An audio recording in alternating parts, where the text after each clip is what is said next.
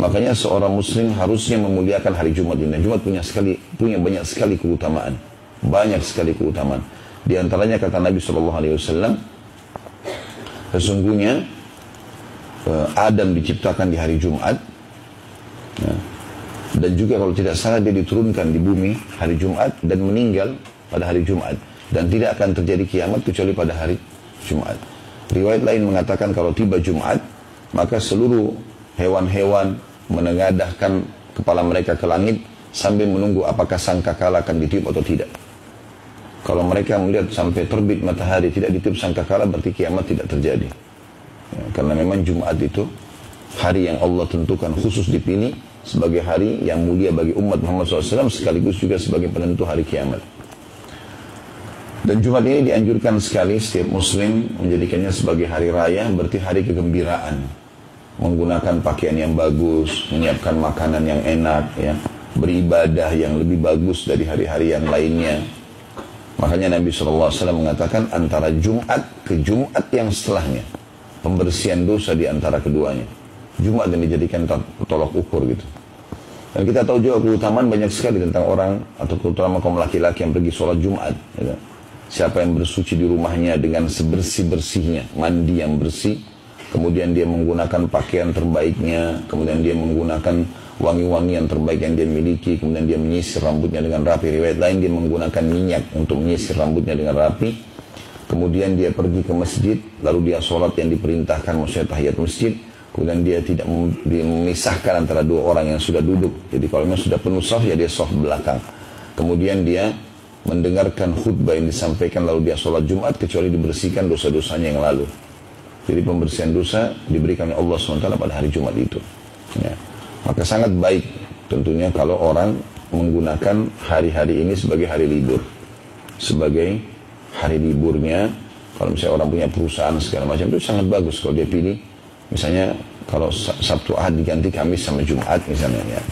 Dan itu satu hal yang baik. Atau hari Jumat itu diberikanlah kelebihan-kelebihan, mungkin memberikan makan ya, kepada para pegawai atau apa sajalah. Mungkin itu adalah termasuk hal yang positif untuk merayakan hari Jumat itu. Dan tentu keutamaan hari Jumat sangat banyak, tapi ini diantaranya.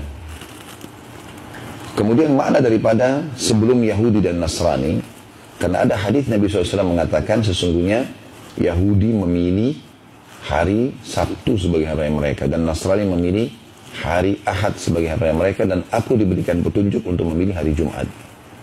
Jadi makna sebelum kalian, maksudnya sebelum kalian dipilihkan Jumat oleh Allah, mereka sudah milih duluan. Yahudi minta Sabtu, Nasrani minta Ahad, seperti itulah.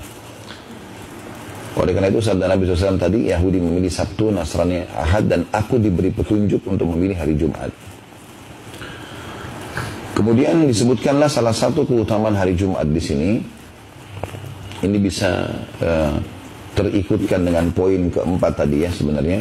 Di dalamnya terdapat satu waktu yang bila seorang hamba memohon kebaikan kepada Allah di dalamnya, maka dia Allah pasti mengabulkan permohonannya. Jadi maksudnya di Jumat itu ada Allah khususkan di mana pasti diijabah doa. Tentu di sini teman-teman cukup banyak riwayat, tapi di antara riwayat yang menjelaskan adalah hari Jumat, hari yang diijabah doa. Itu ada sebuah hadis. Berarti menandakan sepanjang hari Jumat diijabah doa. Dan ini pendapat yang lebih tepat tentunya. Sementara ada dua buah hadis, yang satu riwayat Imam Muslim, satu riwayat Imam An-Nasai. Imam Muslim mengatakan, atau disebutkan dalam hadis ini, Nabi SAW bersabda, hari Jumat tidak ada seorang muslim yang berdoa kecuali diijabah sama Allah, dan fokuslah berdoa pada saat khatib lagi di mimbar, di khutbah kedua sampai diiqamahkan sholat. Makanya para khatib-khatib umumnya pasti berdoa di khutbah kedua, karena memang ini waktu mustajab. Tapi bukan berarti hari Jumat tidak diijabah, sepanjang hari diijabah. Tapi ini lebih pasti dan lebih tepat, ya, atau mungkin bisa dikatakan waktu yang lebih diunggulkan untuk diijabah. Riwayat yang kedua, riwayat An-Nasai, kata Nabi SAW Jumat ada 12 waktu. Ya, kalau kita mungkin sekarang 12 jam lah ya, dari subuh sampai maghrib. Tidak ada seorang muslim yang berdoa di waktu-waktu itu kecuali diijabah sama Allah. Maksudnya sepanjang Jumat itu. Dan fokuslah berdoa selepas asar sampai terbenam matahari. Jadi intinya semuanya waktu mustajab. Tapi dua waktu ini semestinya seorang muslim lebih fokus lagi untuk berdoa. Laki-laki dan perempuan tentunya. Perempuan pun begitu. Pada saat dia tidak sholat Jumat di masjid pun, karena sunnah boleh dia sholat Jumat di masjidnya. Tapi dia tidak wajib, bukan seperti laki-laki. Cuma boleh saja. Makanya di Masjid Haram Mekah sama Madinah tidak dilarang wanita masuk di masjid kalau hari Jumat. Bahkan di Madinah sama sekali tidak diubah tempat sholatnya wanita itu, dibiarkan mereka kalau masuk. Karena punya keutamaan dua masjid ini. Tapi lebih afdal dia sholat duhur. Gitu. Cuma karena Mekah sama Madinah punya keutamaan. Dan kalaupun tidak hadir ibu-ibu di masjid, tetap dia bisa, kalau dia dengarkan sekarang seperti ada mikrofon pengeras suara terdengar. Pokoknya dari khutbah kedua, ya, mulai masuk khatib duduk lalu berdiri khutbah kedua sampai iqamah sholat, ini waktu mustajab. Kemudian juga habis asar sampai terbenam matahari.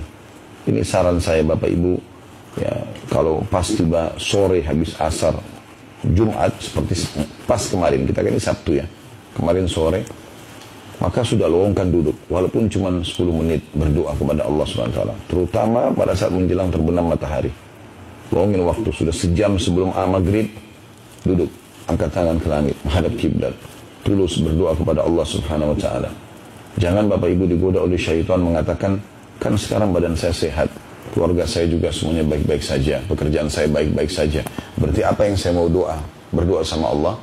Ingat, saya pernah ulangi dan saya sering ulangi itu, berulang saya ulangi ini. Kalau dalam bab doa lebih afdal dan lebih besar pahalanya, lebih Allah cintai seseorang itu memohon kepada Allah agar nikmat Allah dipertahankan daripada musibah datang baru dia mohon dikeluarkan dari musibah itu. Jadi kita lagi sehat, lalu kita mengatakan, ya Allah, pertahankan kesehatan saya ini, ya, pertahankan kebahagiaan rumah tangga ini, ya, pertahankan keuntungan perusahaan ini. Itu lebih afdal daripada nanti sudah sakit baru minta disembuhkan. Memang baik kita minta disembuhkan, tapi sebelum itu mempertahankan nikmat lebih didahulukan daripada minta jalan keluar dari permasalahan. Oleh karena itu, justru dalam keadaan kita lagi puncak-puncaknya nikmat, di situ kita harus berdoa. Dan kata Nabi SAW dalam sebuah hadis, kenalilah Tuhanmu pada saat kau sedang lapang, maka dia akan mengenalimu pada saat kau sedang susah.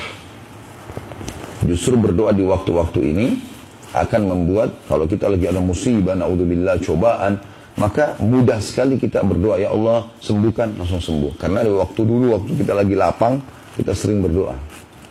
Ya, termasuk sekarang Ramadan ini tempat-tempat mustajab doa, waktu mustajab doa. Apalagi kalau berkumpul antara Jumat dengan Ramadan, ya, Jumat di Ramadan, kayak Jumat yang kemarin misalnya, itu luar biasa. Ya, jangan disia-siakan ini.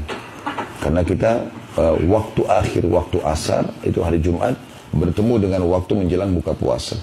Yang kata Nabi SAW, sesungguhnya orang yang berpuasa itu punya waktu mustajab saat dia berbuka puasa. Maka ini juga maksimalkan berdoa kepada Allah Subhanahu wa taala. Mohon selalu agar dimasukkan ke dalam surga, diselamatkan dari api neraka. Di Ramadan ini ada pembebasan dari api neraka. Kata Nabi SAW, sesungguhnya di Ramadan ini ada pembebasan Allah Subhanahu wa taala hamba-hamba tertentu dari api neraka. Ya, dan itu terjadi di setiap malamnya. Pembebasan artinya, kata ulama, atau utaqa minan nar, bahasa Arabnya, itu berarti dia akan dihapus namanya secara abadi dari neraka.